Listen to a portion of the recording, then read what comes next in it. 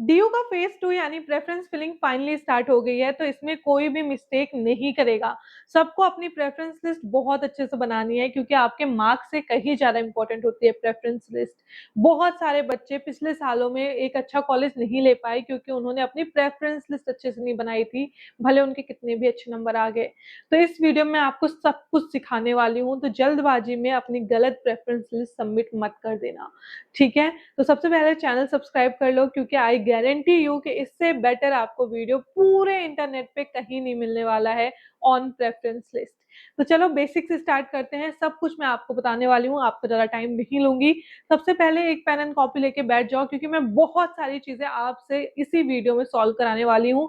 And आप by the end of this video आप खुद से अपनी प्रेफरेंस लिस्ट बना पाओगे, ठीक है। ये मान के चलो कि मैं और आप वन ऑन वन बात कर रहे हैं, ठीक है। इसके बाद अगर आपको कोई डाउट होता है तो मुझे कमेंट सेक्शन में लिख के जाना, ठीक है। I will try my level best कि मैं सबको रिप्लाई कर पाऊँ। फर्स्ट थिंग, आपको अपनी नीड्स, अपनी रिक्वायरमेंट्स नोट डाउन करनी है उसी पेन एंड कॉपी में जो आप लेके बैठे हो, ठीक है। अब हो सकता है कि कोई फीमेल कैंडिडेट है तो वो ऑल गर्ल्स कॉलेज टारगेट कर रही है, अगर कोई दिल्ली वाला बच्चा है वो अपने घर के पास वाला कॉलेज टारगेट कर रहा है, एंड कोई आउटसाइड दिल्ली वाला बच्चा है तो हो सकता है उन्हें off campus colleges, evening colleges नहीं चाहिए। तो फिगर आउट कि आप क्या चाहते हो एक कॉलेज से, एक कोर्स से। Once you have done this, next move on. आपको अब आइडेंटिफाई करना है कि आप किस टाइप के बच्चे हो। जनरली 3 टाइप के बच्चे मुझे देखने को मिलते हैं। पहले तो वो जो कि सिर्फ course course course course target कर रहे होते हैं कि मुझे बीकॉम ऑनर्स करना है तो करना है, डजंट मैटर इवनिंग कॉलेज हो ऑफ कैंपस कॉलेज हो, मुझे कोई फर्क नहीं पड़ता। दूसरे टाइप के बच्चे वो होते हैं जो कि सिर्फ एक कॉलेज पगलू होते हैं कि भाई मुझे ये पर्टिकुलर कॉलेज चाहिए इररिस्पेक्टिव ऑफ कि क्या कोर्स है, कोई भी कोर्स ले लेते हैं, लिटरली कोई भी ऐसे कोर्सेज जिसकी कट ऑफ भी कम जाती है, just because some XYZ person ने उन्हें बोल दिया कि इस कॉलेज में एडमिशन ले लो, कोर्स से क्या ही फर्क पड़ता है। बहुत फर्क पड़ता है, ultimately you will have a degree of that particular course, ठीक है। एंड द थर्ड थिंग या थर्ड कैटेगरी ऑफ पर्सन ऐसे होते हैं जो कि एक अच्छा कोर्स भी चाहते हैं एंड एक अच्छा कॉलेज भी चाहते हैं, and that's the ideal kind of student. आपको थोड़ा सा कोर्स एंड कॉलेज को लेके फ्लेक्सिबल होना चाहिए, क्योंकि अल्टीमेटली सिर्फ आपका गोल डीयू जाना नहीं है।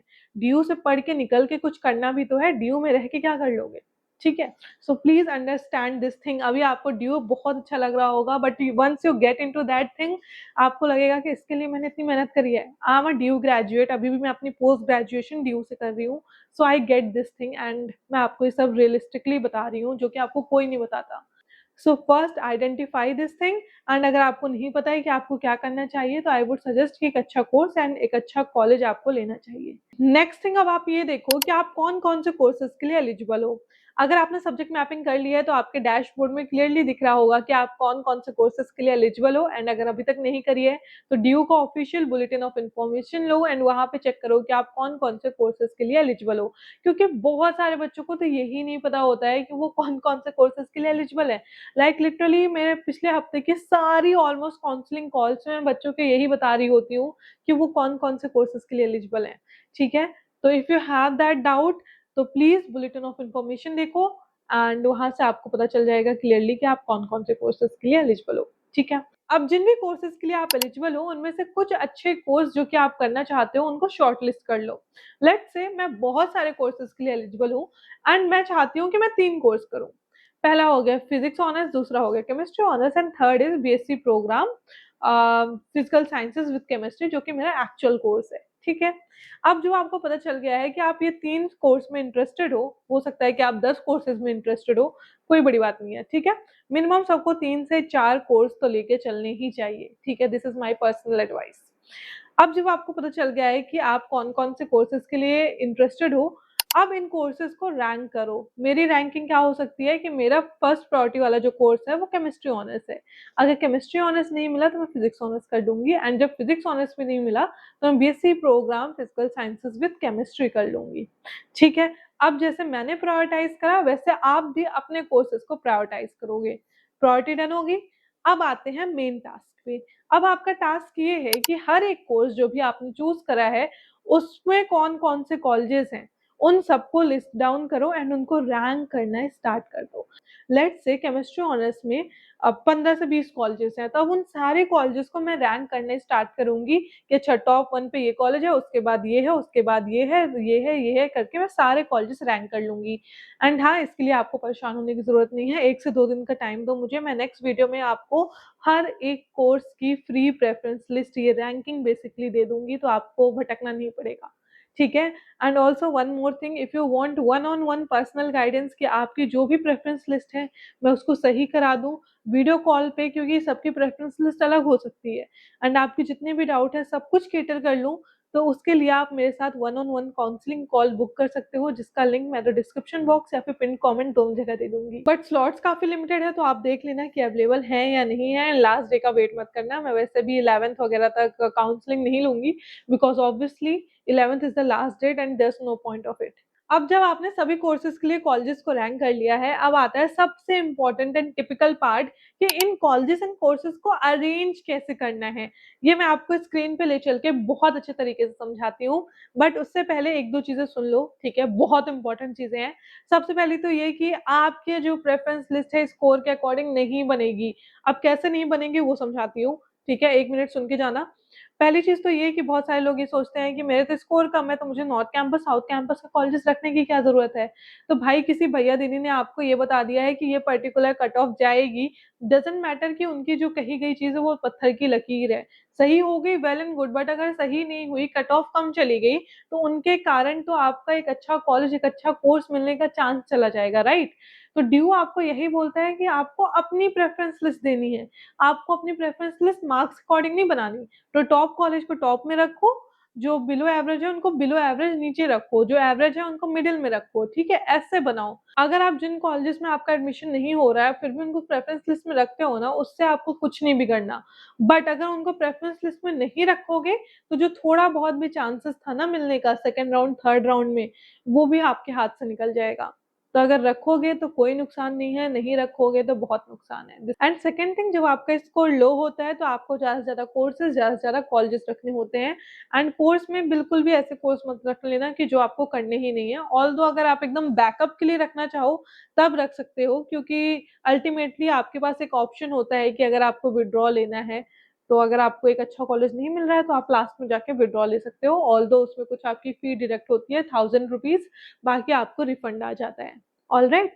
एंड हाँ, जिन बच्चों के अच्छे स्कोर आए हैं वो भी ये नहीं सोचेंगे कि भाई मेरा तो 900 प्लस है, मुझे तो नॉर्थ कैंपस इजिली मिलेगा, मैं 3 या 4 कॉलेज रख लेता हूँ अपने प्रेफरेंस लिस्ट में, बस हो गया। भाई ऐसा भी नहीं करना होता है, बहुत सारे लोग ऐसे मिस्टेक करते हैं, देन उन्हें कॉलेज नहीं मिलता। तो अपनी प्रेफरेंस लिस्ट अच्छे से बनाओ, college and course add on करने से कुछ नहीं जाता है, बस आपकी पॉसिबिलिटी इंक्रीज होती है। जो आपका स्कोर होगा उसी के अकॉर्डिंग आपको कॉलेज मिलेगा। ना ही ओवर कॉन्फिडेंस में रहना है, ना ही अंडर कॉन्फिडेंस में रहना है, एक अच्छी सी प्रेफरेंस लिस्ट रेडी करनी है ताकि आपको एक बेटर से बेटर कोर्स एंड बेटर से बेटर कॉलेज मिल सके। आई होप मैं अब सारे पॉइंट्स आपको बता चुकी हूँ, तो अब वीडियो पे आगे बढ़ते हैं, मैं आपको स्क्रीन पे लेके चलती हूँ। सो एज यू नो, मेरे 3 प्रायोरिटी के कोर्सेज थे। पहले केमिस्ट्री ऑनर्स था, दूसरा फिजिक्स ऑनर्स था एंड तीसरा था BSc physical sciences with chemistry, जो कि बीएससी प्रोग्राम कोर्स था, ठीक है।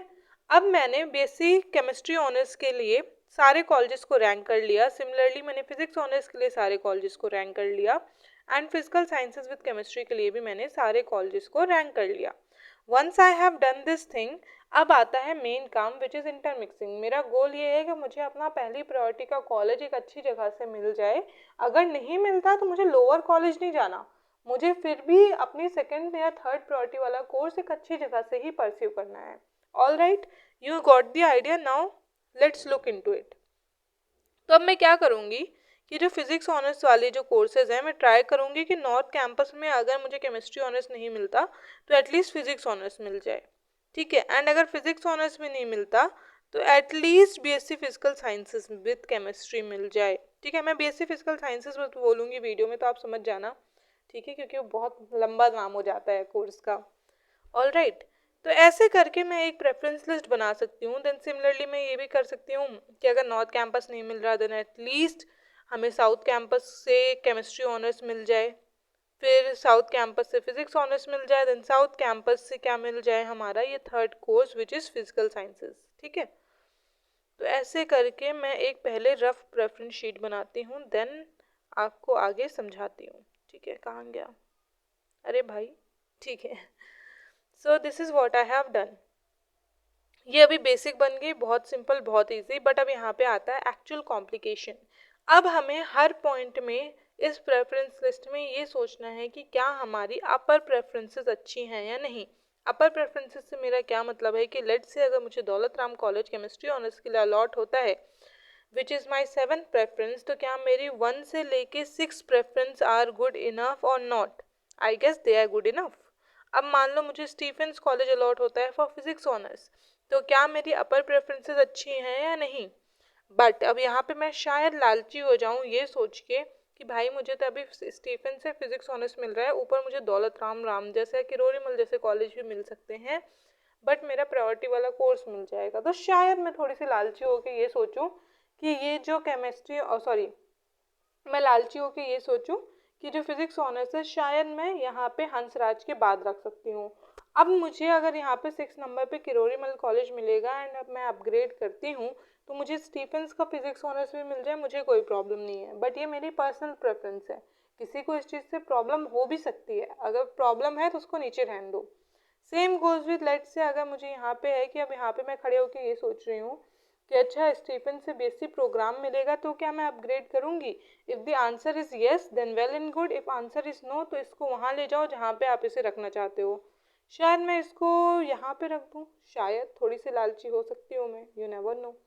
ठीक है, तो आपको अपनी रिक्वायरमेंट के अकॉर्डिंग ये चीज़ चेक करनी है, आपको हर एक पॉइंट पे ऐसे चेक करना है, कॉलेजेस को ऊपर नीचे करना है। ठीक है, तो इसलिए एक बार में ही अपनी प्रेफरेंस लिस्ट सबमिट मत करना। अब लेट से मैं यहाँ पे हूँ, फिजिक्स ऑनर्स मुझे मिल गया दौलत राम का, तो क्या अब मैं अपग्रेड करूँगी? क्या मेरी अब अपर प्रेफरेंसेस अच्छी हैं या नहीं? ऑब्वियसली मेरी अभी मेरे हिसाब से सारी अपर प्रेफरेंसेस अच्छी हैं, मुझे कोई प्रॉब्लम नहीं है इस प्रेफरेंस में। ठीक है, ये मेरे हिसाब से है। ठीक है, आपके हिसाब से अगर प्रॉब्लम है तो आप उसको ऊपर नीचे कर सकते हो। अब लेट से अगर मुझे यहाँ पे हिंदू मिला है फॉर बीएससी फिजिकल साइंसेस, तो क्या मैं अपग्रेड करूँगी? शायद मैं लालची होकर सोचूं नहीं नहीं मुझे ये तो नहीं चाहिए, मैं इनको हिंदू और हंसराज को थोड़ा सा यहाँ पे ले जाऊँगी, मिरांडा के नीचे, नॉट केएमसी के नीचे, हाँ मिरांडा के नीचे मैंने हिंदू हंसराज रख दिए। तो ये मेरी पर्सनल प्रेफरेंस है, हो सकता है कि भैया मुझे मिरांडा टॉप पे रखना है, मुझे स्टीफेंस के ऊपर रखना है, तो मैं वो भी रख सकती हूँ, क्योंकि मेरी प्रेफरेंस मैं जैसे बनाऊँ, राइट, क्योंकि मुझे मिरांडा चाहिए, किसी को हो सकता है स्टीफेंस चाहिए हो। तो ऐसे आप पूरी अरेंजमेंट करोगे एंड हर एक पॉइंट पे चेक करते जाओगे कि अच्छा 35 नंबर का अगर कॉलेज मिला है तो 1 से लेके 34th वाले जो कॉलेजेस हैं जितने भी ये सारे हैं, क्या ये अच्छे कॉलेज प्लस कोर्स हैं? If the answer is yes then well and good, if answer is no तो आप इसको कहीं ऊपर नीचे रख सकते हो। सो आई होप आपके सारे डाउट्स क्लियर हो गए होंगे, आप सीख चुके होंगे कि आप कैसे अपनी प्रेफरेंस लिस्ट बना सकते हो। तो अपनी अच्छे से प्रेफरेंस लिस्ट बनाओ, अभी भी टाइम है, तो जल्दबाजी मत करना। ठीक है, I am wishing you all the very best, bye bye. And हाँ, अगर कोई भी डाउट हो तो मुझे कमेंट सेक्शन में बता देना, बट प्रेफरेंस लिस्ट के रिगार्डिंग। हाँ, चलो बाय।